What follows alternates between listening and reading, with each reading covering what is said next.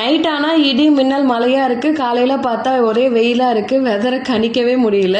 Last வீடியோவில் health சரியில்லைன்னு சொல்லியிருந்தேன். எல்லாரும் ஹெல்த் பார்த்துக்கோ நிறைய பேர் சொல்லியிருந்தாங்க. ஒருத்தவங்க கமெண்ட்ஸில் கூட கேட்டிருந்தாங்க. கேட்ட அனைத்து நல்ல உள்ளங்களுக்கும் மிகப்பெரிய நன்றிகள். இப்போ நான் கம்ப்ளீட்டாக சரியாயிட்டேன். எல்லாமே ஆல்ரைட், பேக் டு ஃபார்ம். அதுக்கப்புறம் ஃப்ரைடே பெருசாக காலேஜ் இல்லை. நான் மார்னிங் குக்கும் பண்ணல. நான் லேட்டாக தான் எழுஞ்சேன். ஸ்ட்ரைட்டாக காலேஜ் தான் போனேன். பெருசாக காலேஜ் நடக்கல. ஆஃப் டேலேயே விட்டுட்டாங்க. ஒரு நண்பர் மட்டும் நேர்லேயே விசாரிக்க வந்துட்டாரு. ஸோ அப்படியே உடம்பு தான் சரியாயிடுச்சு. அப்படியே ஊர் சுத்த போயிடலான்னு சொல்லிட்டு போய் ஃபர்ஸ்ட் பிரியாணி சாப்பிட்டுட்டு பீச்சில் ஃபோட்டோ ஷூட் எடுக்கலாம்னு சொல்லிட்டு நல்ல ட்ரெஸ்அப்லாம் பண்ணிட்டு போயிருந்தா.